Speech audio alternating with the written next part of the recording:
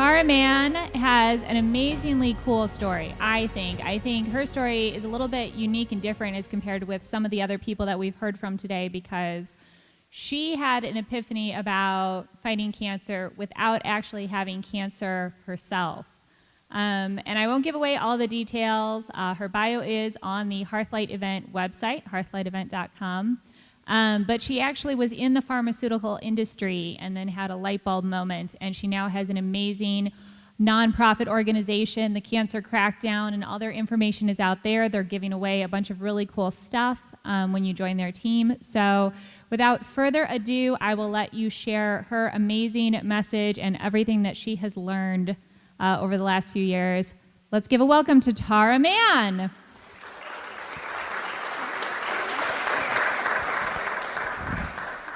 Am I on? Testing. Hello. Hello, everybody.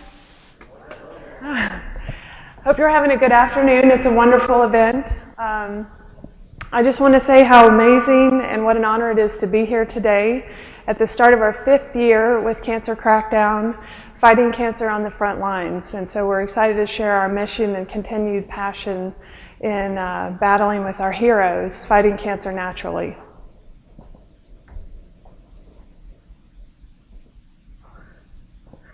So Cancer Crackdown started with change, a lot of change, and change is a process and part of life that's necessary for everything, particularly in healing cancer. So our story started back in December of 2011. I was in my 10th year as a pharmaceutical representative. I was at the height of my career. I was in a run for President's Club, which is the most prestigious award that they offer, the top 5% of the sales force, those type of things. At that point, I'd won a lot of sales awards. I had 9 launches, 6 blockbuster drugs, had sold in many different markets from cardiovascular to neurology, pulmonology, and just worked with a lot of different markets and different types of pharmaceutical medications. So in December of 2011, I watched a documentary called Dying to Have Known. Has any of you ever heard of this documentary? So Morgan, the MC, thank you Morgan, by the way, beautiful Morgan, was asking me right before I came on, she said, what made you watch the movie? And it was really kind of weird because I just fell upon it, the title, Dying to Have Known, kind of stuck out at me, and I just thought, how interesting. What is it that people are dying to have known? So this one documentary in a span of 2 hours literally drastically changed my life. So not only did I first learn that the cancer industry was a total debacle, but then I learned about people with stage 4 cancers that were told to go home and make preparations, were going and healing themselves with therapies based on diet, juicing, and coffee enemas primarily. This movie highlights the Gerson therapy. So they went on further in the documentary to talk about the FDA suppression of natural therapies. And then they even continued to say that that was okay though, because more people make a living off of cancer every year than people die of cancer. So that statement, and I think it was a politician in the movie that said that, just really stuck with me. It was so upsetting. I remember, it was an experience, just a documentary, right? I remember sitting up on the couch, and there was no one in the room, but looking around as if, you know, how is this possible? This can't be true. And then I recalled a friend, Melanie, who was a nurse practitioner that I called on my entire career. She was a friend, we had kids the same age, and she had colon cancer, and she died not long before I saw the documentary. And she definitely would have done anything if only she had known.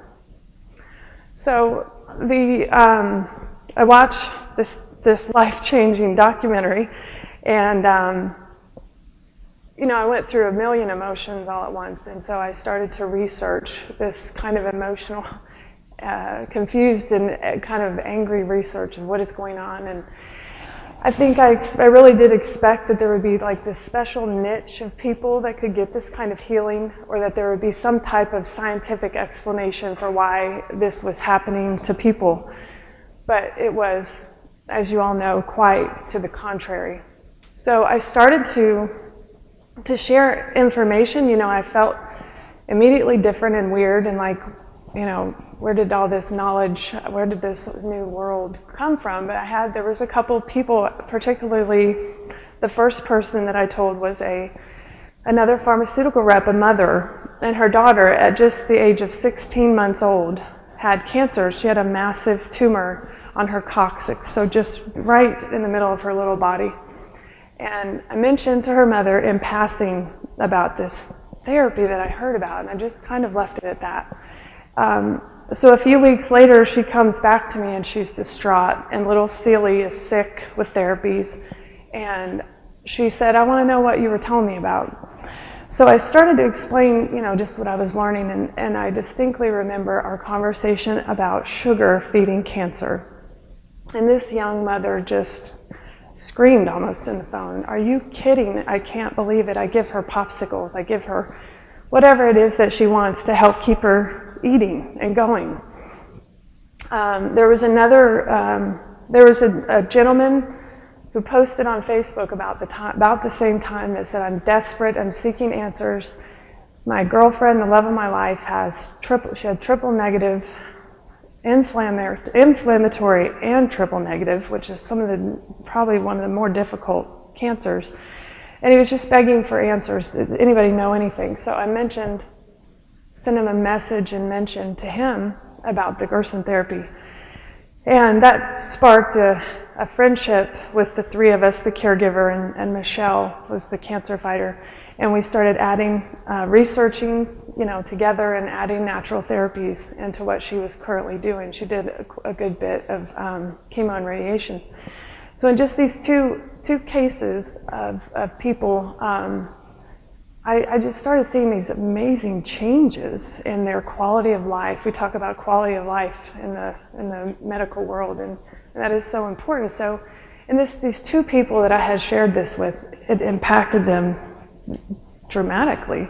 Little Celie's mom she was kind of one of those, we called her the bulldog drug rep, and she became a bulldog cancer mama, and it was just amazing. So with these two people, I'll go ahead and go to this picture. This is little Celie right here, and she's about 6 years old now. And this is Michelle. And Michelle has passed, but with her type of cancer, we definitely helped her to add a lot of years. So those were my first two heroes that touched my heart. So I created the support group. I wanted to connect George and Tracy, the caregivers, and so I just literally went on Facebook and said, cancer, just typed it out. That's the name. I never thought about it. And I started a support group. So that was what Cancer Crackdown was for a while. While I was still a drug rep and still working and researching, I would share my research and information, and bringing a lot of people, a lot of integrative. It was a lot more people taking chemo, seeking answers that we were doing there in the beginning. So I reached my goal as 20 years in sales. President's Club had been a long time personal goal, and so I think it was August. We found out earlier in the year, but August we go on this trip. So when you win these big prizes, you get a ring and stock options and a purple jacket, and you get this trip. And that year it was Italy, Rome. And so it's all expense paid for two. I think we were there for 7 days. We toured the Vatican, the Colosseum. We took day trips and fancy dinners. Then we had a gift on our bed every night when we got back to the room. I think we even got some spending money. And so it's like I had this little calculator in my mind for the whole time I was on this trip, thinking, okay, I just could not imagine the cost there were probably 300 of us on that trip. So you can only imagine the millions of dollars that went into this. So I'm returning home, and I had packed a book with me about veganism, and I literally started it on the plane traveling home. And here's another life-changing moment in an instant. This was a very graphic, almost in-your-face depiction of the food supply. What happens to animals, the level of cortisol they have in their body that we're actually ingesting, and the truth about what's really in dairy and what it does to our bodies. So I'm over the Atlantic Ocean, and I decide right then and there that I will never include meat and dairy in my diet again. So I don't suggest that anybody goes vegan that way if you're considering it.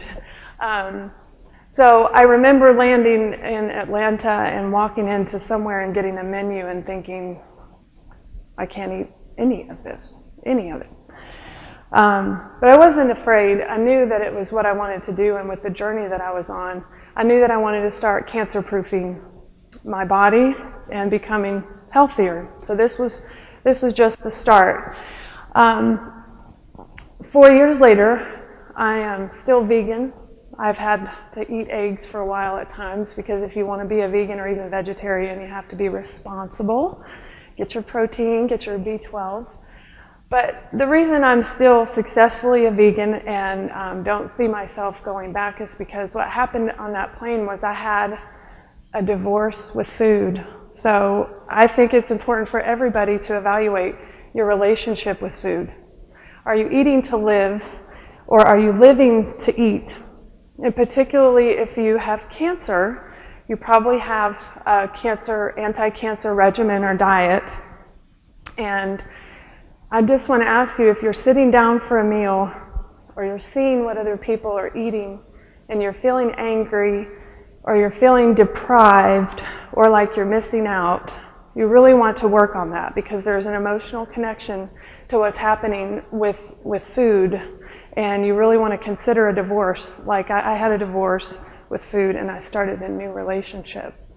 And so my job with the cancer heroes that I assist is to help them to embrace the food that they're choosing. It's our life force, it's our medicine, and our mind needs to be totally in tune with that every bite that we take, so that we're killing cancer with our mind and our food combined. Because that's when you get, with any therapy, combine this with your therapy and you get the best results ever.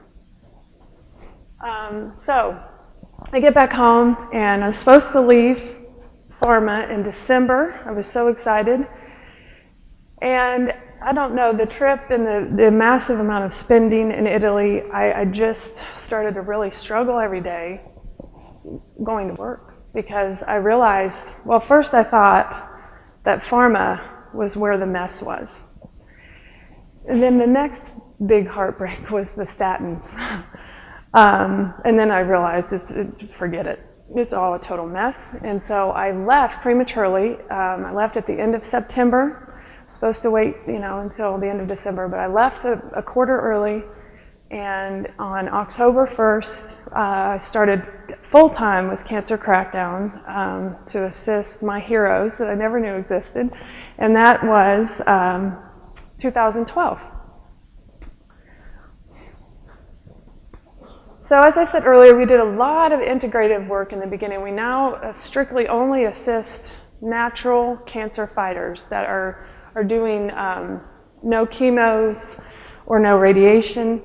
So I even did chemos and went to the hospital and, all of that hospital stuff. This here in the middle is a special fighter that we worked with at that time. His name is Donnie. Donnie had esophageal cancer, late stage when we started working with him, and so he'd had lots of chemo and radiation. He started doing integrative, juicing and some supplements, and so he definitely extended his life. But when the cancer worsened, he ended up in hospice. I was able to accompany him to a clinic. for just to, give it all they could at the end. And Donnie didn't make it, but he did extend his life for the type of cancer he had. And my amazing husband held his hand and pushed the pain button all night, the last night of his life, because we were all so tired from being at the clinic. So Donnie was very special to us in a lot of ways. So these are all a lot of the people we worked with that was integrative. And you see this picture here, the ladies at the lunch. We were at an organic restaurant, and I used to take them all out for lunch and buy them all lunch because I thought they may never pay for that food if I don't take them. And they were wonderful ladies, but I remember coming to a place where one of them was saying, well, I think I'm going to do radiation. And, it got heartbreaking because they were interested, but they were not executing, and they were still doing the harmful therapy. So today, we work with a lot of people that are leaving integrative therapy and just embarking on natural therapies newly. We do a ton of that. But we are strictly focusing on people that have already had that shift of thinking and are pursuing natural and not harmful therapies. Alan is another fighter that we work with locally. He is a stage 4 kidney cancer fighter, and he is 4 years out, which is really pretty amazing. We met Alan at a time where he was struggling a lot. He'd had some tumor growth, and he had done some juicing, but it had just become far too cumbersome. So we juiced with Alan every week for about 2 years, and just amazing to be able to offer that type of support and service to someone that he was tired and he never could have done the work himself. So that's Alan, one of our heroes, one of our many heroes. We have a lot of them. So more change, the theme of change is throughout with us, and we're not special in that, and we're not unique, that we've had a lot of change. But the point about that is that this is all about change, and that I was certainly willing to change, but the world is changing, and we have to help them to do that. And we have to be able to embrace change and keep going and use it for our good and for good things. So more change for us. In December, Steve and I were married. This was right after we had gotten started. He moved in with me and my young children and became not a new father, but a second father to young children. And 6 months after we were married,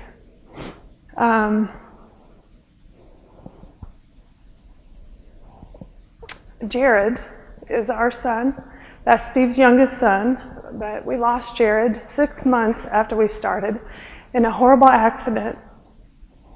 And then, but we kept going, and that was about 3 years ago now. So as you can imagine, I've never talked about it like this to anyone. But anyway, so Irma, this is my mother-in-law, Steve's mom, and we lost her just last year in July, and we lost her to cancer. This was about 2 years exactly after Jared passed, and there's a huge correlation with grief and lung cancer. So this was really seemed to be a part of what was happening with her. So she was not interested in integrative or natural therapies. She had a very large tumor when they found it. It was heartbreaking for us. It broke my husband's heart when she did not want to drink the water or the SCIT or nebulize the fulvic minerals that we brought. But that's okay. She did not suffer, and she's with the Lord, which is where she was just so excited to be one day. All right. So there's Jared, such a handsome young man. And there's my our mom. Let's talk about this year. This year has been, wow, an amazing year. We are now giving support of some kind. Everyone is different in the way that we support them, but to over 50 people in our Fighting Together program. So earlier this year in February, we get a new hero in our program, and her name is Gloria. They call her Glow because she glows. And when we started, she was full support. So I don't know if I've mentioned this, but primarily the people that we assist have very little or nothing at diagnosis or become that way during their journey. So Gloria, breast cancer, at the time we started, 2 metastases to the brain, and we put her on the highest level of support that we could, providing supplements and free ongoing support, and got her started. And she was started doing well, but she had a setback in May of this year, and those 2 tumors in the brain became 40, with a 0 at the end. 40. I had to ask that, like 40, like seriously, not 4, 40. So she lived fairly close by, so I was able to get to her when they let her out of the hospital. The family, they did do 2 rounds of radiation, which she did not want. But after the second round of radiation, it was apparent that there was potential for permanent damage. So thank God the family was quick and made the decision to stop radiation. So on May 19th, this right here, this is May 19th, she left the hospital, and they said that she had 3 days to live. So I went to her, and with the help of my 6 or 7 mentors, Dr. Majors, Chris Wark, Valerie Warwick, who's a RN that we work with a lot, Dr. Flynn looked at her hormones. There were 6 or 7, literally, that all came together, because this was somebody that did not have the resources to go get IVs or to go to a clinic. There was just none there. So we put together a regimen, a protocol, and to make a very long story short, we brought her into our home. It was just very necessary for her to be able to continue her healing. So she, we got to see this right in our home, under our roof. What a miracle.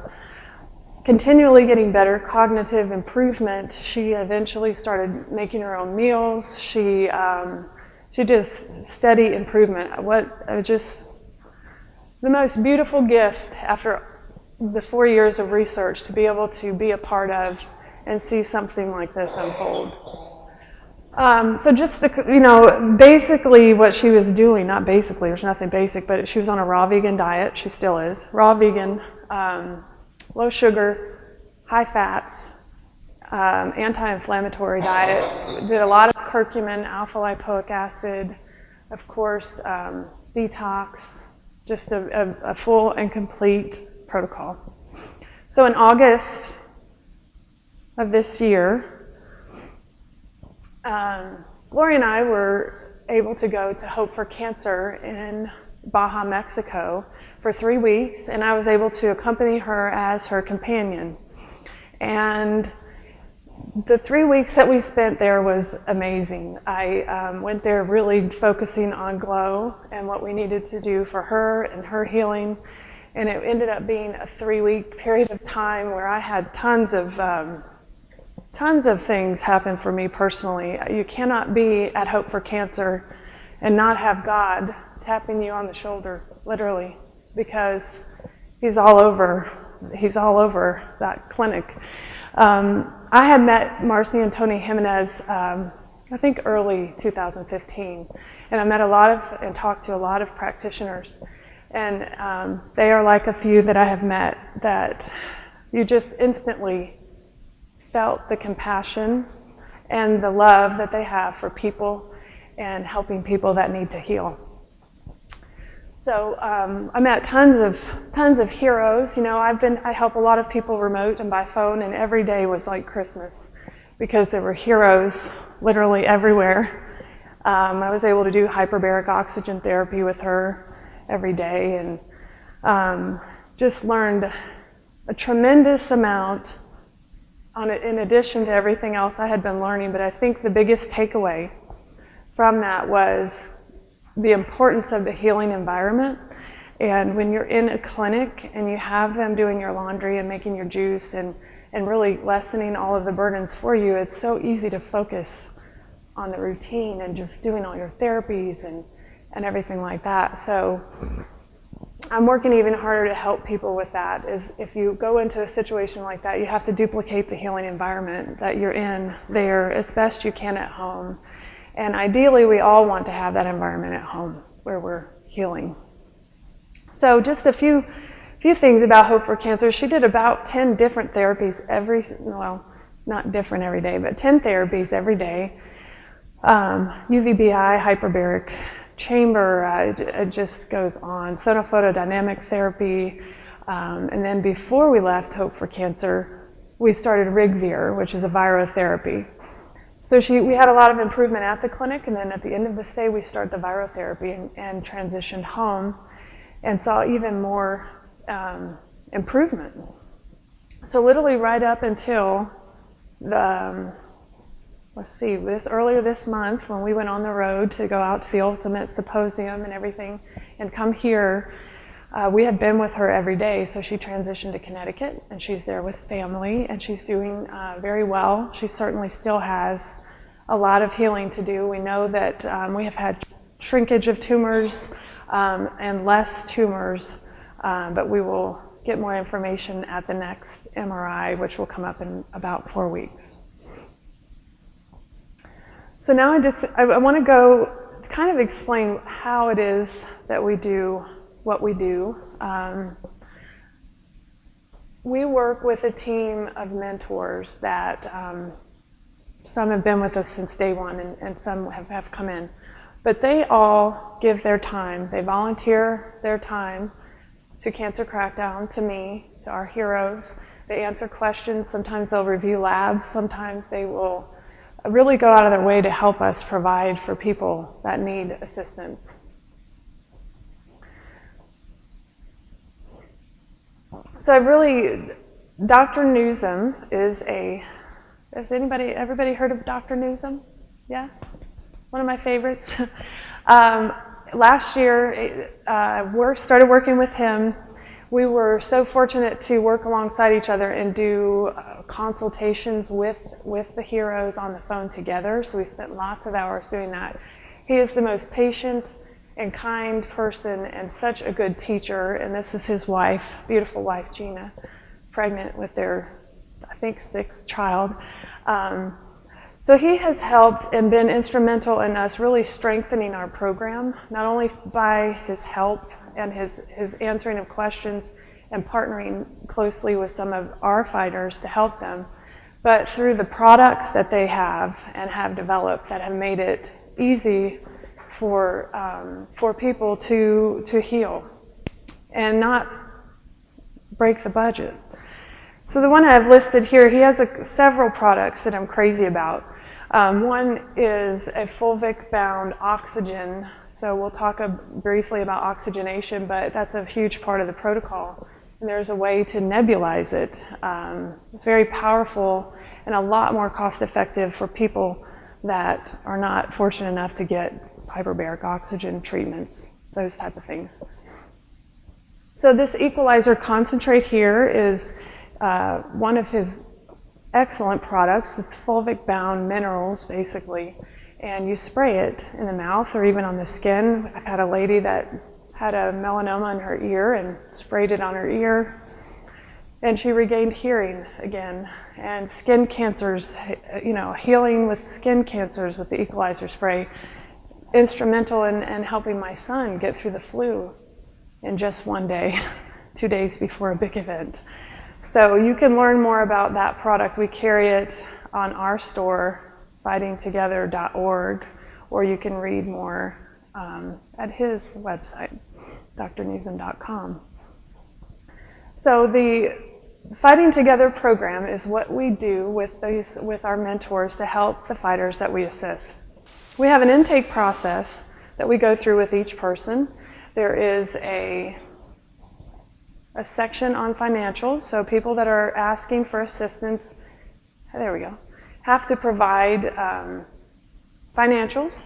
So once we have that, we go through an acceptance period, and then we assess and offer a level of support, which is a combination of things and is different usually for every person, but always includes my time for free and always includes at minimum discounts for supplements, if not provisions of them.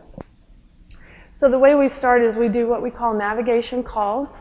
I am our cancer navigator, and it's a series of phone calls really depending on where each person is, because we all come here in very different places. So we do 1-hour calls, and then what we are discussing is what we have named your cancer healing puzzle. So I'm trying to help everybody make sure they have found their own cancer healing puzzle and that they're fitting all the pieces together. Because when you are healing, that's really what it's about, is this magic combination of doing all the things necessary to ignite healing in the body. So we're also creating the perfect day and the healing environment. The perfect day is everybody is so overwhelmed, and well, I did some of it today and some yesterday. Yet the best thing and where you start to have your success is when you can do it all consistently and do it to a point where you don't feel like your life is miserable every day. So that includes schedules and planning and putting your supplements in little containers so you don't have to open 10 bottles 3 times a day. Those little details, the details are important. So we help people create the perfect day and the healing environment. We do follow-up and practitioner coordination. Sometimes people have more than one practitioner, or they're confused, and if they give us HIPAA release, we will just call and talk to the nurses or the doctors or whoever we need to talk to help them out. So the 10 puzzle pieces, we call it, is a culmination of all of the experts, therapies, and protocols that I have studied and researched and learned or even been a part of, because if someone comes to me on a certain protocol, we don't switch the protocol. We work on enhancing it or making sure that all the pieces are there. So this is the areas that we focus on our navigation calls that I think for the most part across the board, nobody ever agrees on diet, but I think for the most part it's very consistent.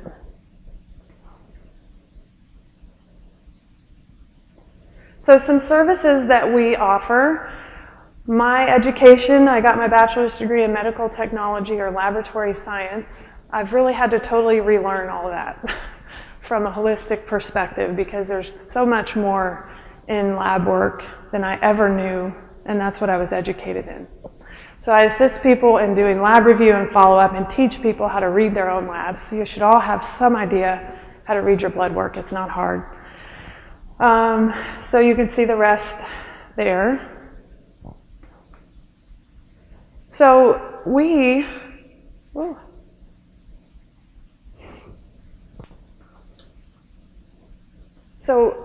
our future for Cancer Crackdown is that we really want to enhance the support that we're able to offer. We are now on a waiting list.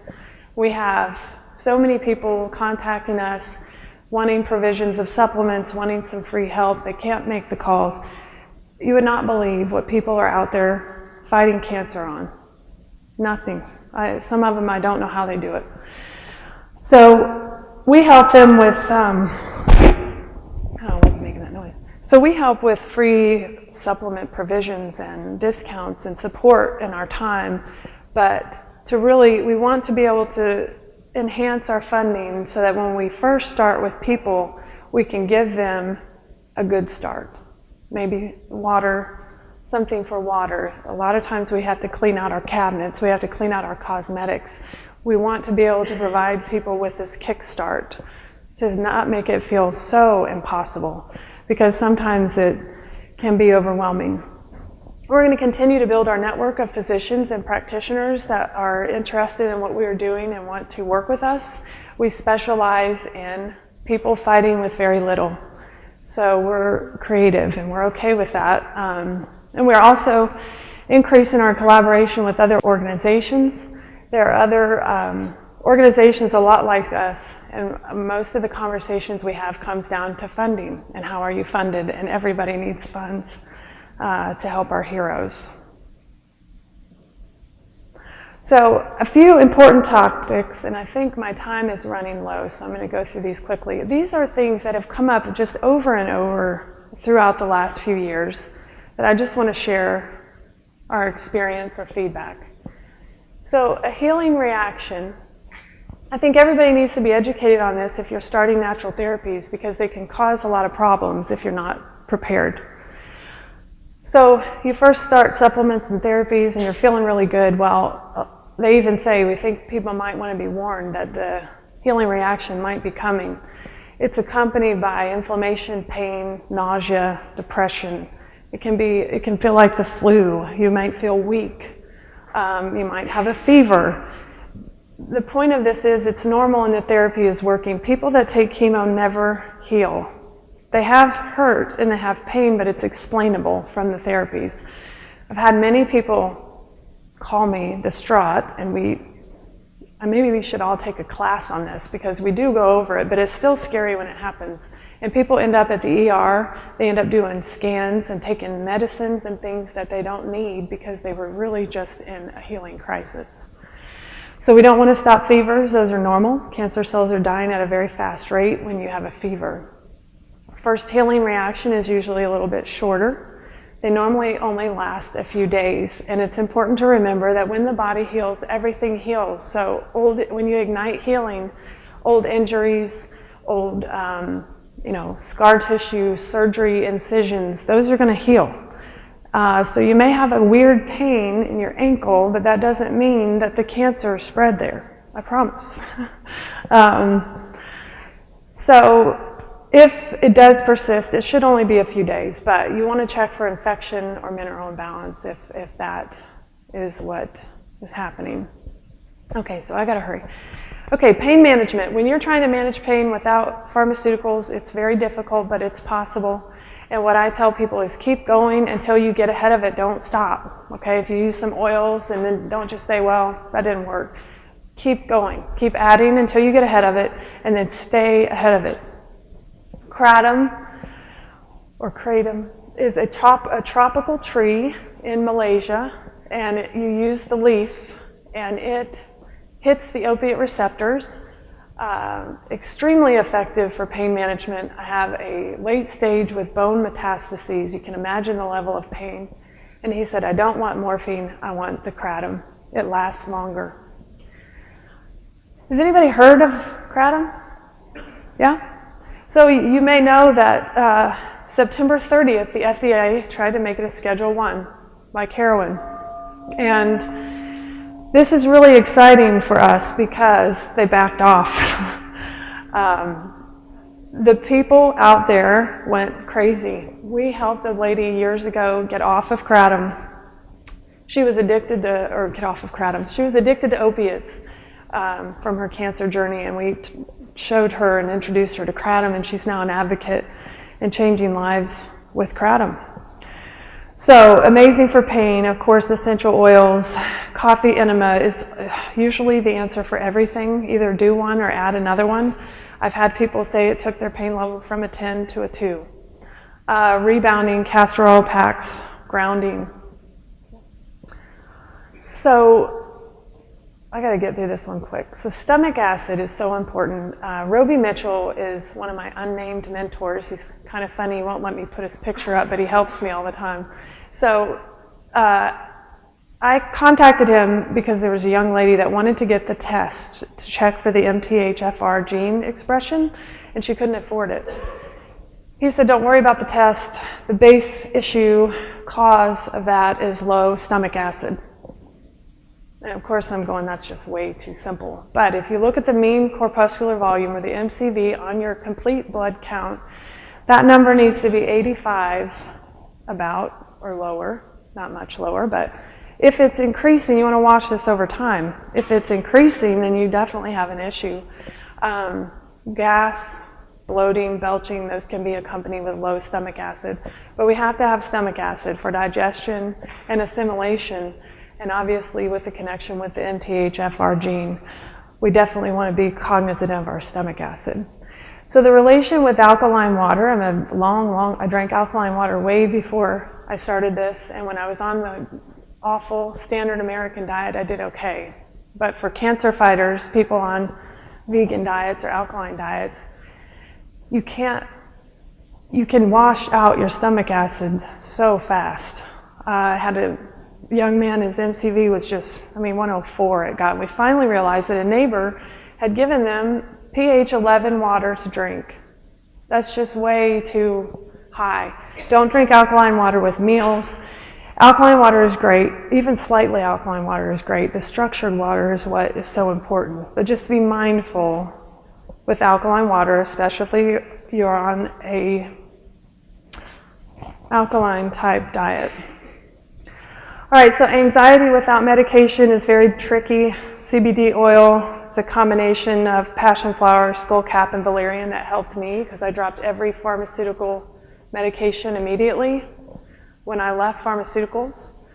Earthing or grounding, powerful, amazing for arthritis. You increase blood flow and decrease inflammation at the same time. We have seen amazing success with it ourselves for healing wounds. I've slammed this finger in the door, grounded it with the patch overnight, and it never even bruised. So, love grounding. And you can do grounding right in your home. You can do it outside for free, but you can do it at home. You can get the less expensive little patches and bands. They work great. So the most commonly overlooked areas, we get a lot of do-it-yourselfers out there. They're amazing people, and they're just picking and choosing things and from other people. So detoxification is commonly missing, and people are forgetting to address all of the causes. So there's usually a combination that happens. The biggest one is emotional healing and emotional maintenance. So detoxification, you put all the good in, but you're not getting all the bad out, right? So that's just so counterproductive. I've talked to people who say, I'm doing this and this and this, but I'm not detoxing, and you're just absorbing those toxins eventually. So you have to keep the lymph moving. You have to look out for the liver. This is Ted. I don't have time to tell his story, but Ted is an amazing fighter that we worked with. So the emotional healing part, do this first, because if we could all just do this and learn to truly love ourselves, healing is easy, and it'd probably save a lot of money. Dr. Wolf is one of my favorites on this topic because he has really drilled it down to loving ourselves. Many methods to this. It's important to find your own, but recall healing, inner healing, evox are things that we are working on offering in the future. Just some resources that I share for the emotional part of healing. So healing on little, and I'm closing with this, but in a couple points. This is a picture of an enema bucket, and a young lady sent me this picture, and she said, do they make longer tubes because I have to put it so close to my body? And I literally walked into I was laughing, I walked into my husband, I said, she has such a sense of humor, look at her. And he said, honey, I think she's serious. And she was, because she could not afford the $12 to replace the enema bucket that we had sent. And she would have done it. She did anything she had to do. So there's a lot of people out here healing on little, and we need to help them. And they have this amazing will and determination to do whatever it takes. So we want to help every person. We don't want a wait list. We want the resources to get out there and make this happen. So we ask you all to join us in making a way for our heroes. And don't be afraid to share this. It's okay to donate somewhere besides pink. And people don't need to know what it's all about. They just need to know that there are people out there that make different choices, and they deserve the same type of support that everyone else does, and I think they deserve more because they are amazing and they have gotten the gift of this type of therapy, and they decided to change and to do something about it and not just go and get chemo, which is covered, and for some of these people probably is so difficult because the other things that they really want to do are certainly not covered. So we have Come See Us. We have a campaign called Attack on the Booby Snatchers. It's going on until Monday. We're trying to raise $10,000 for our heroes. We have a prize giveaway that you can participate in. And I just want to close with this. We do what we do for the people out there that we did not know were alive. And there are many of you sitting out here, the ones that choose natural therapies. This is why we do what we do, and we work hard to do it better every day. So I want you guys to think about this. Do you really truly love yourself? Do you even know what that means? Because I didn't. And I want you to know how proud we are of you. Sometimes you all just need to hear that. You did the right thing. We're proud of you. Good job. And I want you to protect your space and maintain your healing environment always and forever. And do not react on emotion. And if you're scared, manage the fear first. And just know that at Cancer Crackdown, you inspire us every single day. Thank you all very much.